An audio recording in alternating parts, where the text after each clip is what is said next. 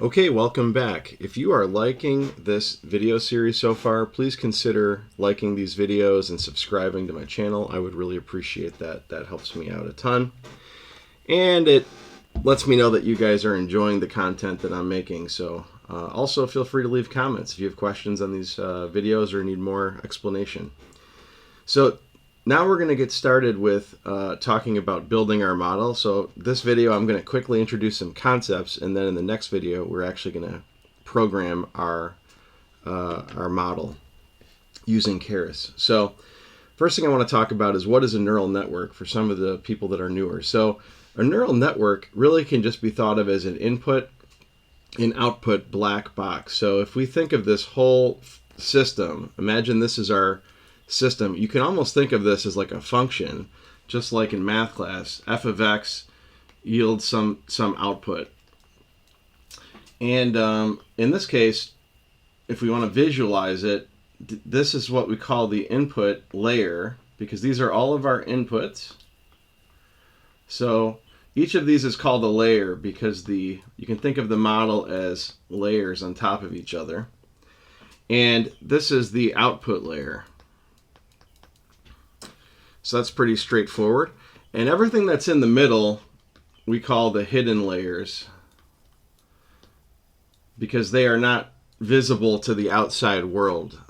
You can think of that again as a black box. So this part would be our black box.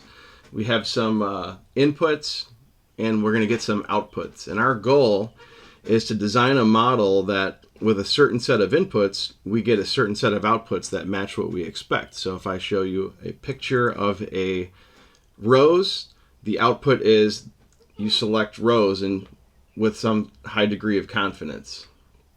So that's essentially that's what it is. And the way it's going to work from a data perspective is all of these inputs, if generally speaking, they could be any type of data. An input could be, the number of houses sold. It could be any sort of quantitative data that you want to analyze.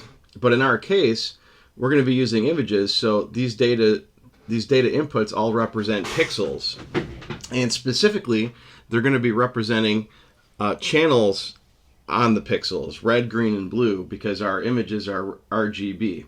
So if we want to visualize that, these first three inputs can be thought of as a pixel, and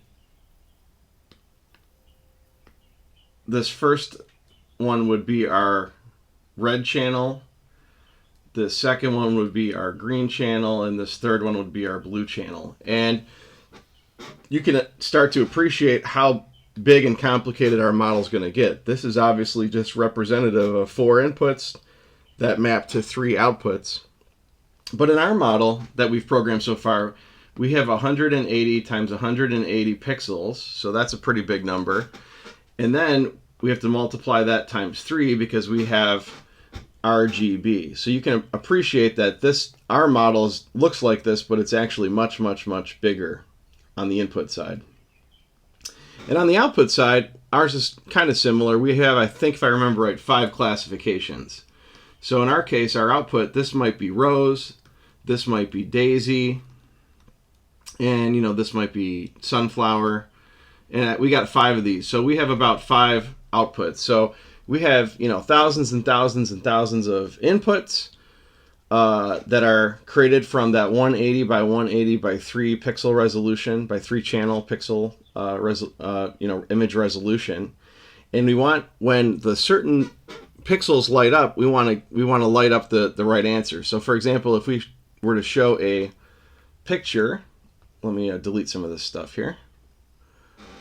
So if we were to show a picture of a rose, different pixels are going to light up with a certain different amount of intensity. Pixels are in the range of 0 to 255. And what we want to happen is, just to kind of visualize how it would happen, let's use this red node as an example. Or maybe I'll use the green because it might pop out better. Oh no, the red will pop out better. So to visualize, this red node is connected to all these other nodes. And what's going to happen is it's going to have a certain amount of value, so somewhere between 255, as I said. And each of these different lines, each of these connections has a different weight. So weight 1, weight 2, weight 3, for example. And what that means is that when this is, let's say it's maximum 255, if W number 1 is very large, then it might light up this node. If W2 is very small, it might not light up that node. Maybe this one is large and maybe this one's large. So with a large red in that particular pixel, it lights up those nodes and what we call activate them. And then it starts to cascade, and these nodes cascade other nodes that maybe affect, they propagate their way through the layers. And what we hope is that when we get towards the end here, that after everything is done with all these different inputs and all the different activations of all these different nodes, that the correct answer, so if this was our correct answer, we hope that this is the one that lights up. And these values will be somewhere between 0 and 1. Since we're going to normalize our data, I'll explain that in a moment. And hopefully, this is somewhere between 0 and 1 with a very high probability. So hopefully this is something like 0.9. And maybe these ones are like 0.05, 0.05.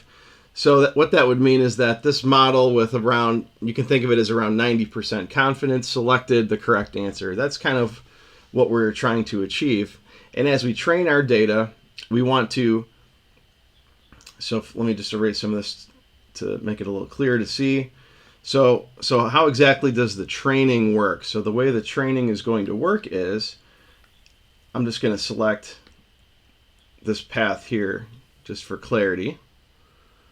As I mentioned, there's all these different weights. So there's a weight here, there's a weight here, weight here. All these different connections have different weights. And what's going to happen is, as the model learns and learns and learns, it's going to adjust these weights. So it might adjust this weight up, it might adjust this weight down, it might keep this weight the same, might adjust this up, adjust this down. It's going to keep adjusting these weights. It's going to check the outputs from our validation set. It's going to say, okay, I learned all this data from your input. This is my guess. It then attempts to solve the problems, attempts to recognize the images, looks at the amount of error. If the correct answer is rows, this should ideally be a 1.0, and these should all be 0, 0. And if the actual reality is that this comes in at 0.2, that means that there's a pretty big error between these two. So then what it does is it does a backwards calculation, and it calculates and starts to adjust all these different weights through a process called gradient descent, which is kind of a term from calculus, which I won't get into too much. But essentially what it does is it uses gradient descent to go backwards through the model and calculate how should it adjust all these different weights to move them up, to move them down, to lower this error by a certain amount. And it does that, and then it goes back forwards again, it retests it, and then backwards. So we call that forward and backwards propagation. And it'll do that over and over and over again until the model starts to converge on a solution, on a network that gives the correct outputs for the correct inputs. So that's kind of what we're going to be building at a high level now. And before we go to the next step, I want to explain what some of the layers mean. So we're going to be using a couple of different layers, and I just want you to visualize what they are. So as I mentioned, we have our input layer. So this is pretty self-explanatory. But what the first thing we're going to do is we're going to use this layer, and I'm going to call this the normalization layer.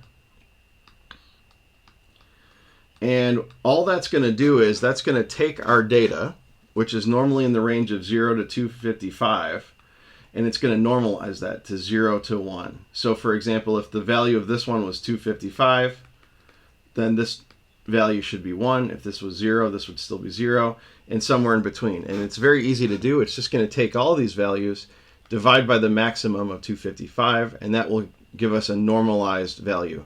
That's much better for our model design, is to have everything in the range of 0 to 1, as opposed to things in the range of 0 to 255. So that's just kind of a pre-processing type of activity. And then next we're going to be using layers that are called convolutions.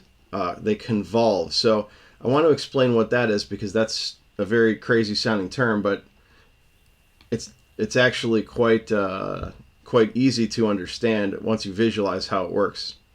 So this is a graphic of it. This is an image. So imagine that this is just a part of an image, for example, and we want to perform a convolution. We want to convolve this feature. So the calculation that's done is first a window is created. You can think of it as like a window. So this window in our case is this 3 by 3 here. That's the window. And what it's going to do is it's going to take, so let me draw over here. So it takes this window and it assigns certain weight values. So in this case, it's got a 1, a 0, a 1, 0, 1, 0. And, oh, that's only two, sorry. 1, 0, 1. So it's going to take that window with all these different weight values, which you can see here. I'll try to draw this in blue. So you can see these weight values here, times 1, times 0. This is just a simplified version. So those are all different weight values. Let me erase some of this stuff. And what it's going to do is it's going to take this window, which is shown here, again, and it's going to basically map that over every 3 by 3 grid in the image. So in this case, it's starting with the top left-hand corner. And it's going to take the value that's shown, and in this case it's just binary, just to keep it simple. But in our case it won't be. It'll be a scalar between 0 and 1 because it's been normalized, as I just mentioned. And in our case it's going to take this number, this value, in this case 1, and it's going to multiply it times the weight. And it's going to do that for each of these features. And then it's going to sum them, and it's going to put them in a new convolved feature, which is over here, which is shown as 4. So let's look at this first example. So we have a 1 times 1, so that's 1. We have a 1 times 0, so that's 0. We have a 1 times 1, 1, 0. 1 times 1, 1. 1 times 0, so that would be a 0. We have 0, 0, so 0, 0, and 1 times 1. So if we add those up, we have 1, 2, 3, 4. So that's how that's calculated, just to explain. It's pretty simple. And then it would do the same for the next pixel. So if we want to use the next one as an example, let me just draw a blue box. So this is the next window. It's going to shift over by 1, and it's going to map this into this box right here. So let's calculate that. So that window, this would be a 1 now. These weights are going to move with it. So it would be 1, 0, 1. Let's fix the weights here. So this would be 0, 1, 0, and this would be a 1, 0, 1. So if I were to use these weights that have shifted over in this next box, I would have a 1 times 1, so that's 1.